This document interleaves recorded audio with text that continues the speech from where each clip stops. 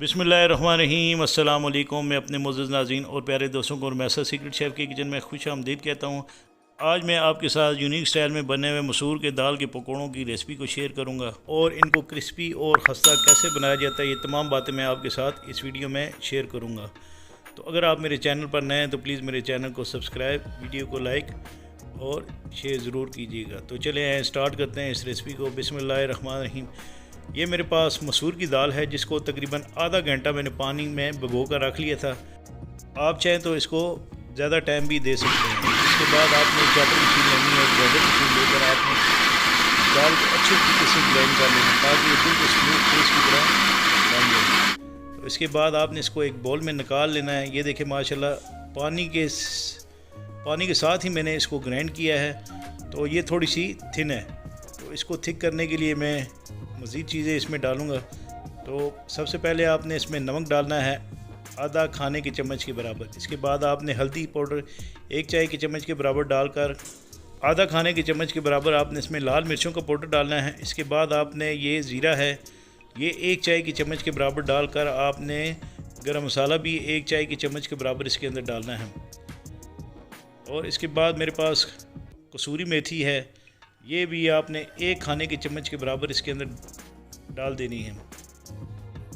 ये चाप किया हुआ प्याज है, ये तकरीबन आधा कप के बराबर है, ये आपने इसके अंदर डालकर चाप की हरी मिर्चें 2 खाने के चम्मच के बराबर आपने इसके अंदर डालनी है। अगर आपको ज़्यादा स्पाइसी चाहिए तो आप ज़्यादा चाप की मिर्चें डाल सकते हैं। उसके बाद हरा धनिया आपने डालना है आधा कप के बराबर और बेकिंग पाउडर आपने 1 चाय की चम्मच के बराबर डालकर इसके अंदर बेसन डालना है आधा कप के बराबर और इसको आपने अच्छे तरीके से इस तरह मिक्स करना है।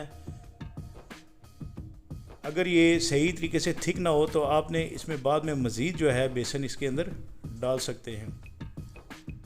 तो मैं इसको अच्छे तरीके से इस तरह मिक्स करूँगा। अभी भी ये इसका बैटर थिन है तो मैं आधा कप के बराबर मज़ीद इसमें बेसन डाल दूँगा और इस बैटर को आपने थिक करके थोड़ी देर के लिए तकरीबन 10 से 15 मिनट तक रख लेना है ताकि ये थिक हो जाए। तो इस तरह आपने इसको मिक्स कर लेना है और ये बैटर थिक हो चुका है। 10 से 15 मिनट के बाद आपने इस बैटर को इस तरह आपने कोशिश करनी है इसको सख्त नहीं बनाना, वरना आप जब पकोड़े बनाएंगे दाल मसूर के तो वो सख्त हो जाएंगे।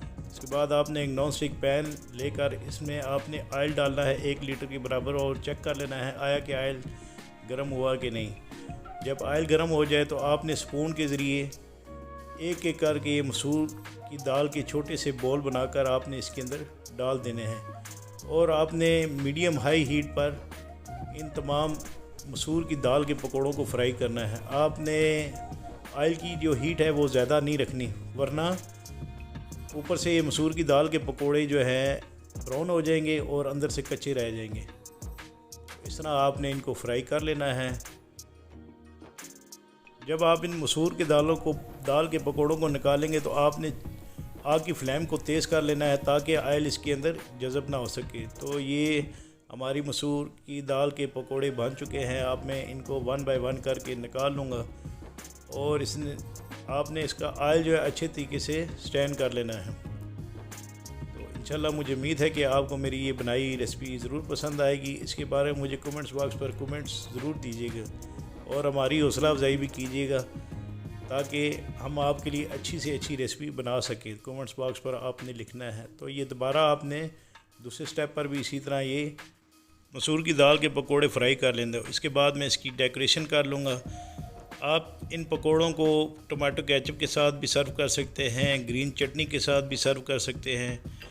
अगर मायोनीज़ की कोई आप ड्रेसिंग बनाना चाहें तो उसके साथ भी सर्व कर सकते हैं। तो ये इंशाल्लाह पकोड़े जो है एक बिल्कुल ही यूनिक स्टाइल रेसिपी है जो मैं आपके साथ शेयर कर रहा हूँ। तो इसके बारे में मुझे कमेंट ज़रूर कीजिएगा कि आपको मेरी ये बनाई स्नैक्स की रेसिपी कैसी लगी। इसके बारे में आपने मुझे कमेंट्स करना है। अगर आपने किसी रेसिपी से मुतल्लिक़ कोई मालूमात लेनी है तो मुझे कमेंट्स बॉक्स पर कमेंट्स देकर पूछ सकते हैं। तो इसके साथ ही मैं अपने मोअज़्ज़ज़ नाज़रीन और प्यारे दोस्तों से इजाज़त चाहता हूँ। अल्लाह ताला आप सबका हामी और नासिर एंड जज़ाकुमुल्लाह खैर।